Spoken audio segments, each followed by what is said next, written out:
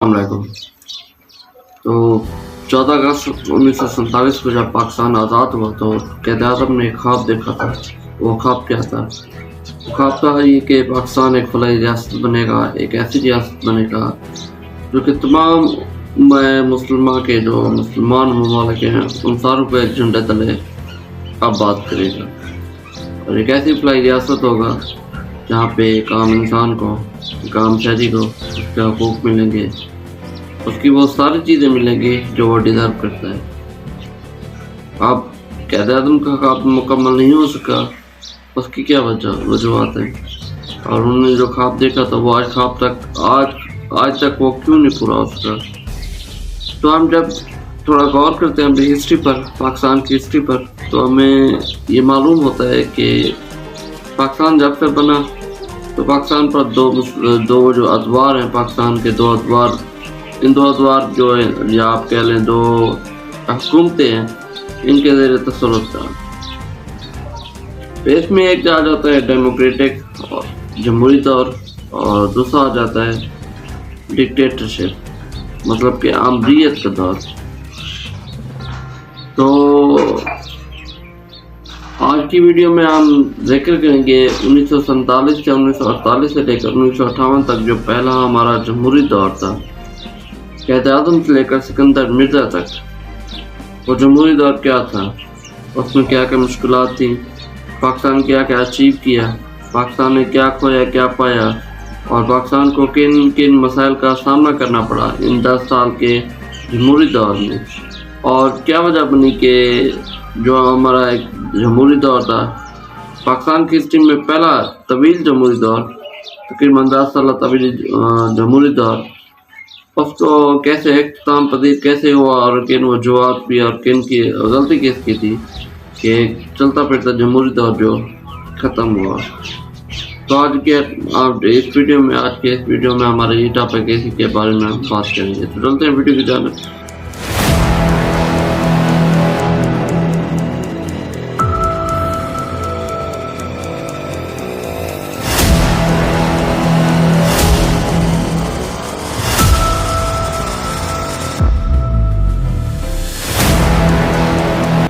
पाकिस्तान 14 अगस्त 1947 को आबाद हुआ और एक मोहतात अंदाजे के मुताबिक तकरीबन 10 मिलियन पीपल, मतलब कि 1 करोड़ मुसलमान बलसगीर पाक से हिजरत करके यहाँ पाकिस्तान आबाद हुए। तो साहब पाकिस्तान इतनी बड़ी तादाद में यहाँ के मुसलमानों को आबाद करना, उनको देखना, उनकी देखभाल करना, उनकी खुराक की जो ज़रूरियात उनको पूरा करना, उनके माली वसाइल को पूरा करना, ये बहुत बड़ा एक चैलेंज था। और पाकिस्तान बनते ही जो मुस्लिम लीग के जो चेयरमैन थे क़ायद-ए-आज़म मोहम्मद अली जिन्ना, वो पहले पाकिस्तान के पहले गवर्नर जनरल बने, और जो लियाकत अली खान थे उन्होंने वज़ीर आज़म का हलफ उठाया। तो क़ायद-ए-आज़म ने अपना दफ्तर, अपना ऑफिस संभालते ही अपने एक सेक्रेटरी के ज़रिए, जिनका नाम बैक्टर टन्नर था, उनके ज़रिए ऐसे इदारे कायम किए जो कि बेसिक किरदार अदा कर सकते थे उस वक्त। वो इदारे कौन से थे? एक तो स्टेट बैंक था, साथ रहे उनके सारों के, वो बैंक के थ्रू ही कवर करने थे और बहुत सारी चीज़ें देखनी थी। उसके अलावा federal board of revenue tax collection, मतलब जो टैक्स कलेक्ट कर सके, टैक्स कलेक्ट करके जो उनकी देखभाल हो सके मुसलमानों की। और इसके अलावा फेडरल बोर्ड ऑफ स्टैटिस्टिक्स, मतलब कि एक ऐसा इदारा जो ये देख सके कि कहाँ पे कितना पैसा खर्च होना है या कौन से मामला देखने हैं, इदारा शुमारियात। ये 3 इदारे क़ायद-ए-आज़म ने अपने ऑफिस संभालते ही कायम किए। तो इसके अलावा पाकिस्तान बनते ही पाकिस्तान की मुश्किलात में शुरू दिन से ही मुश्किलात का सामना था। तो एक पहले जो मसला शुरू हुआ वो कन्फ्लिक्ट कश्मीर के मौके पर, जो कि 5 अप्रैल 1948 को शुरू हुआ, और वो इस तरह हुआ कि जो हमारा इस वक्त आज़ाद कश्मीर है वो आज़ाद हो गया। फिर इंडिया भागता हुआ यूनाइटेड नेशन में गया और वो जंगबंदी हो गई। تو ایک ٹکڑا ہم نے پاکستان نے آزاد کرا لیا، جس کو ہم آج آزاد کشمیر کہتے ہیں۔ اس کے علاوہ ٹیریٹوریل پرابلم تھے۔ ٹیریٹوریل پرابلم یہ تھے کہ افغانستان کے ساتھ مسئلہ، اس کے علاوہ فارن پالیسی کے مسئلے تھے، مطلب پاکستان کو کس نے ایکنالج کیا، کس نے ایکنالج نہیں کیا ایک آزاد اسٹیٹ کے طور پر۔ تو سب سے پہلے جو پاکستان کو آزاد اسٹیٹ کے طور پر ایکسیپٹ کیا، منظور کیا، وہ تھے ایران والے۔ ایران والوں نے سب سے پہلے پاکستان کو ایکسیپٹ کیا۔ اس کے علاوہ روس، برطانیہ اور امریکہ، ان تینوں نے مل کر یہ ماننے سے انکار کر دیا ایک علیحدہ ریاست، ایک علیحدہ مملکت۔ وہ کیوں تھی؟ برطانیہ اور امریکہ کو یہ ڈر تھا کہ قائد اعظم جیسے اپنی تقریروں میں کہتے تھے کہ قائد اعظم نے اپنا پاکستان بنتے ہی یہ اعلان کیا تھا کہ جو دنیا کے جتنے بھی ممالک ہیں ہم ان سب کو ایک جھنڈے تلے اکٹھا کریں گے۔ اور جو مسلم لیگ کے ایک ٹاپ لیڈر تھے خواجہ نظام الدین، انہوں نے یہ اعلان کیا کہ ہم اسلامیستان بنائیں گے۔ اسلامیستان مطلب کہ جو جتنے بھی مسلمان ممالک ہیں، مسلمان دنیا کے ہیں، ان ساروں کو ایک جھنڈے تلے اکٹھا کریں گے۔ اب قائد اعظم کا یہ خواب تھا ایک، اور اس ڈر کی وجہ سے برطانیہ نے برملا اظہار بھی کیا کہ جو ٹکڑے ہوئے ہیں برصغیر کے، ان دونوں کو ایک جگہ پھر سے اکٹھا کیا جا سکے۔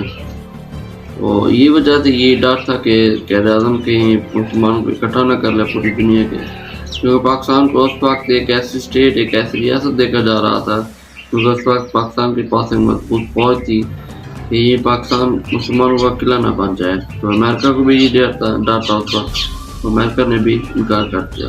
اس کے علاوہ اسرائیل کے جو وزیر اعظم تھے اس وقت، گوریون، انہوں نے ایک خفیہ خط بھی لکھا قائد اعظم کو کہ ہم آپ کو ایکنالج کرتے ہیں اور آپ ہمیں ایکنالج کریں، لیکن قائد اعظم نے ذمہ داری کا مظاہرہ کرتے ہوئے وہ آفر ٹکرا دی، کینسل کر دی۔ تو یہ تھے چند جو بڑے مسائل تھے پاکستان بنتے ہی پاکستان کے ساتھ شروع ہو گئے۔ تو وقت گزرتا گیا، حالات چلتے گیا کہ پاکستان بڑھتا گیا۔ تو 1948 11 ستمبر 1948 کو قائد اعظم کی وفات ہوگی، اور اس کے علاوہ جو پاکستان کے جو خواجہ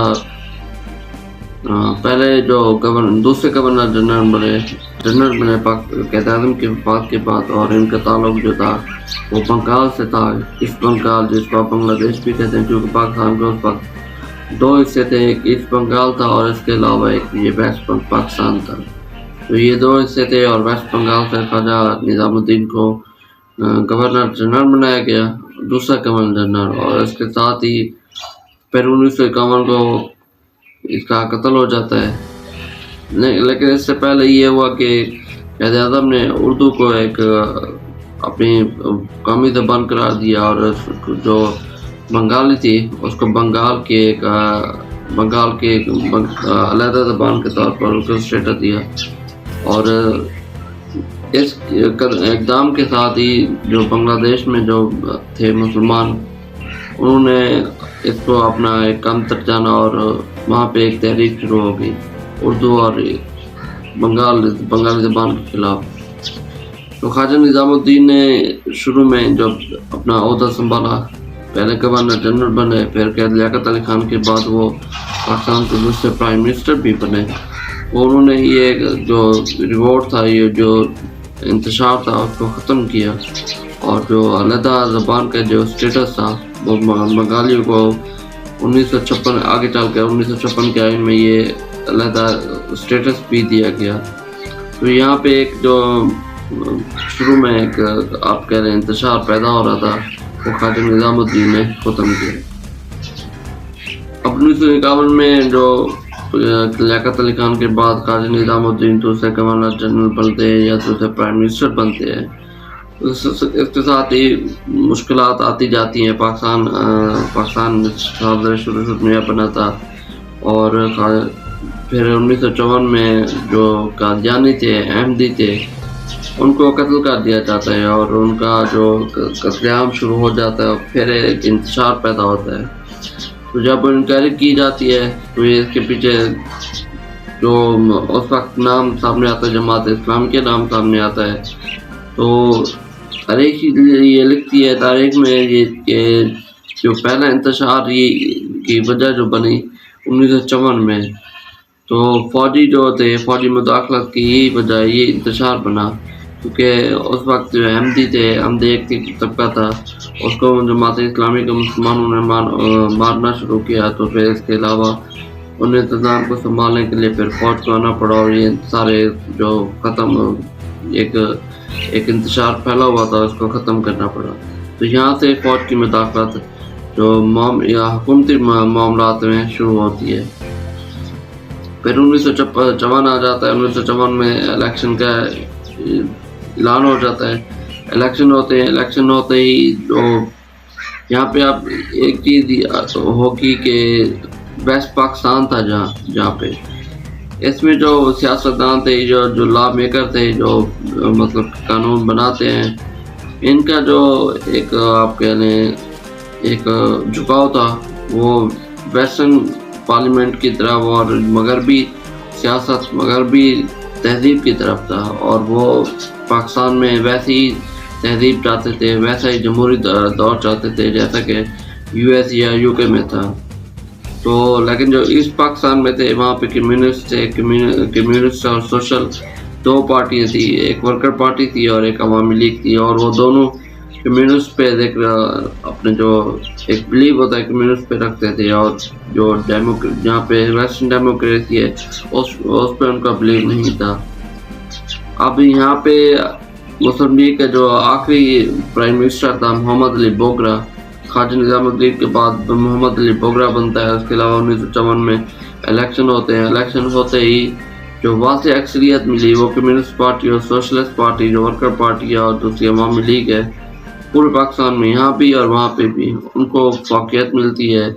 اور جو محمد علی بوگرا ہے، مسلم لیگ کے آخری پرائم منسٹر، اس کے 1954 سے پہلے انہوں نے 1 یونٹ کا ایک اقدام کیا، مطلب کہ جو جتنے بھی آئیڈیالوجی ہیں، اب صاحب دو نظریات تھے، ایک نظریات یہاں پہ تھا ویسٹ پاکستان میں، ایک نظریات وہاں پہ تھا ایسٹ پاکستان میں۔ یہاں پہ یہ نظریہ تھا کہ یہاں پہ جو لا میکر تھے، یہاں پہ سیاستدان تھے، وہ چاہتے تھے کہ ہمارے مغربی جمہوریت ہو اور ہمارا مغرب کا نظام ہو، ان کے جھکاؤ اس طرف تھا۔ وہاں پہ جو تھے وہاں پہ کمیونسٹ پارٹی تھی، اور ان کا وہ چاہتے تھے کہ نہیں، ہمارا جو کمیونسٹ مطلب کہ جو ایک اس سے پہلے میں آپ کو کمیونسٹ کی ایک ذکر بتا دوں، کمیونسٹ ہوتا کیا ہے، کمیونسٹ کا کنسیپٹ کیا ہے۔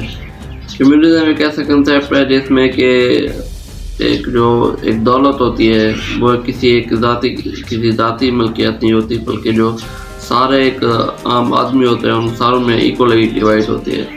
تو یہاں جو کمیونزم ہوتی ہے وہاں پہ سرمایہ داری کا کوئی انتظام نہیں ہوتا، کنسیپٹ نہیں ہوتا، اور جو لوکل اپنے بزنس ہوتا ہے اس کا بھی کوئی کنسیپٹ نہیں ہوتا۔ اب دو نظریات تھے، ایک نظریہ تھا مغربی جمہوریت اور دوسرا نظریہ تھا کمیونزم، کمیونسٹ پارٹی۔ اب جب 1954 میں پہلے الیکشن ہوتے ہیں تو جو کمیونسٹ پارٹی کے دونوں لیڈر تھے بنگالی، ایک کا نام تھا حسین سہروردی جو پرائم منسٹر بنا، اور دوسرے کا نام تھا سکندر مرزا جو کہ اس وقت پریزیڈنٹ بنے۔ تو وہ دونوں بنگال سے تھے، اور کیونکہ 1 یونٹ تھا، 1 یونٹ کا یہ مطلب تھا کہ یہاں پہ جتنے بھی صوبے تھے، سندھ ہو گیا، بلوچستان ہو گیا، پنجاب ہو گیا، اور وہاں پہ ایسٹ بنگال، مطلب کہ 2 حصوں میں ڈیوائڈ کیا گیا۔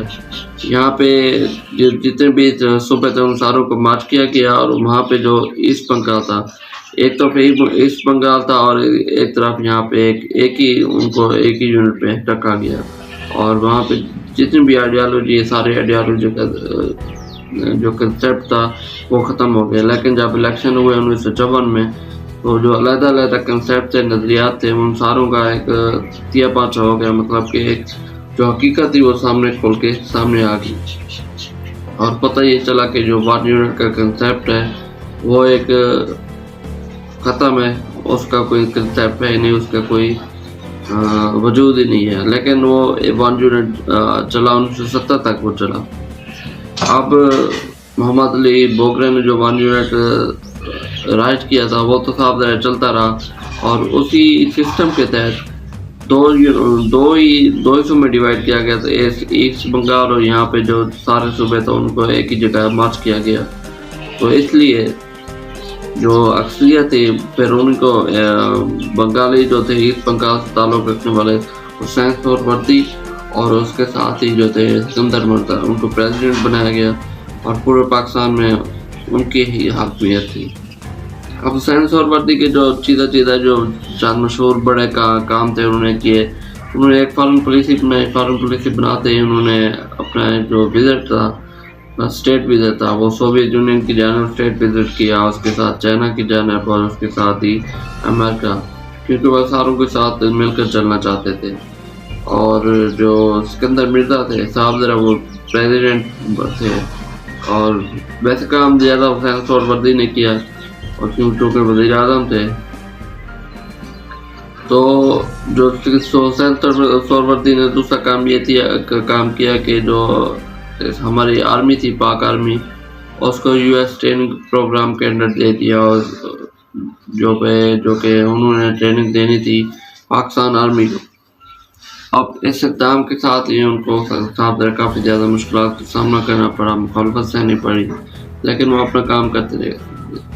ایک کام تو یہ کیا کہ اسٹیٹ وزٹ کیا، فارن پالیسی بنائی. دوسرا جو پاکستان آرمی ہے، پاکستان آرمی کو یو ایس کے انڈر دیا، انہوں نے ٹریننگ شروع کروائی. اس کے علاوہ تیسرا کام جو تھا آئی ایس آئی کا جو ایک یونٹ تھا، ان کو لیز پر دیا امریکہ کو، یو ایس کو، پشاور میں اس کا جو وہاں پہ یونٹ تھا وہاں کو امریکہ کو لیز پر دیا تاکہ امریکہ سوویت یونین پر حملہ کر سکے وہاں پہ جا کے. تو اس وقت سوویت یونین کا صاحب عمل دخل تھا، کافی وہ ایک پاور تھی. تو ایسے جو اقدام تھے حسین سہروردی کے، ان کا جو امیج تھا وہ ڈیمیج ہونا شروع ہو گیا، یہاں پہ ویسٹ پاکستان میں بھی اور وہاں پہ ایسٹ پاکستان میں بھی. تو اس کے علاوہ اس کے ساتھ ہی پھر سکندر مرزا، انہوں نے کمیونسٹ کے جو رہنما تھے یا عوامی لیگ کے جو رہنما تھے ان کو پکڑ کر ان کی شروع کی اس پاکستان میں. اور یہاں پہ ویسٹ پاکستان میں ادھر جو بلوچ لبریشن آرمی ہے، جو علیحدگی پسند تنظیمیں تھے بلوچستان، انہوں نے سر اٹھانا شروع کر دیا. تو جو سکندر مرزا یا حسین سہروردی کی جو امیج ہے اس کو کافی ڈینٹ پہنچا وہاں اس پاکستان میں، جو انہوں نے گرفتاری وغیرہ شروع کی. حسین سہروردی نے پھر اٹامک پر بھی کام شروع کیا. اس کے علاوہ پاکستان آرمی کو بھی مضبوط کرنا شروع کر دیا تاکہ ان کا جو مینڈیٹ ہے وہ ویسٹ پاکستان میں پھر مضبوط سے مضبوط ہو جائے. تو آگے چل کے ایسا کیا ہوا کہ پھر اپنا رہے تھے، ان کو کافی مشکلات کا سامنا کرنا پڑ رہا تھا، اور پارٹی کے اندر سے ان کی مخالفت شروع ہوگی. پھر ان کو 1956 کا ایک آئین بھی بنا. 1956 کے آئین میں کافی چیزیں، پاکستان کا پہلا 56 جو آئین تھا 1956 کو بنا. تو حسین سہروردی کی جو پوزیشن تھی، جو آپ کہہ لیں ان کی ایک طاقت تھی، وہ ایسا شروع ہونا ہوگی. جو ان کے جو کام صادر پاکستان کے لیے کر رہے تھے، لیکن جو ان کی ایک پوزیشن تھی وہ ایسا کام ہونا شروع ہوگی، اور پارٹی کے اندر سے ان کی مخالفت شروع ہو گئی. پھر پریزیڈنٹ جو تھے ان کو پھر پریزیڈنٹ کی طرف سے بلیک میل کیا جانے لگا کہ آپ اپنی کرسی چھوڑ دیں، اور پارٹی کے اندر سے ہی ان کے خلاف جو تھی مخالفت وہ شروع ہو گئی. تو صاحب سہروردی کو پھر استعفیٰ دینا پڑا، لیکن 1957 میں آئی اے چندی گڑھ نے ان کو اپنے جانشین بنایا. لیکن اس کے ساتھ ہی جو آئی اے چندی گڑھ تھا ان کو بھی اپنی سیٹ سے پھر ہاتھ دھونا پڑا. 1957 کو ان کو بھی ہٹا دیا گیا سیٹ سے. پھر اس کے ساتھ ہی جو پاکستان کے وزیر اعظم بنے نور الامین، وہ بھی ایک نائب وزیر اعظم تھے، لیکن ان کے ساتھ بھی سکندر مرزا کی نہیں بن آئی. اور ان 2 سالوں میں 1956 سے لے کر 1958 تک سکندر مرزا نے 4 وزیر اعظم کو گھر بھیج دیا. اس کی وجہ یہ تھی کہ حسین سہروردی کی پوزیشن خراب ہوئی. تو اس کے علاوہ اس کے ساتھ ہی جو سکندر مرزا کی پوزیشن تھی وہ بھی ایسا ختم ہونا شروع ہوگی. تو ان کو جب خطرہ لگا تو انہوں نے اس کنڈیشن میں، اس صورتحال میں 4 وزیر اعظم کو گھر بھیج دیا۔ تو پھر ایسی کیا وجہ بنی کہ سکندر مرزا کو مارشل لا لانا پڑا، اور جو ایوب خان تھے ان کو پھر چیف ایڈمنسٹریٹر لانا پڑا، اور پھر یہاں پہ 1958 سے پھر جو ایک جمہوری دور تھا وہ ختم ہو گیا، اور اس کے ساتھ ہی جو پاکستان کا جو پہلا آمریت کا دور ہے وہ شروع ہوتا ہے 1958 سے لے کر 1968 تک۔ تو یہ چند چیزیں کہ ایسی کیا وجہ بنی سکندر مرزا کو چیف ایڈمنسٹریٹر ایوب خان کو لانا پڑا اور مارشل لا لگانا پڑا۔ تو یہ ساری چیزیں انشاءاللہ نیکسٹ ایپیسوڈ میں ہم شیئر کریں گے آپ سے۔ تو آج تک لیے اتنا ہی، ہوپ سو کہ آپ کو ویڈیو پسند آئے گی، تو اجازت دیجیے، اللہ حافظ۔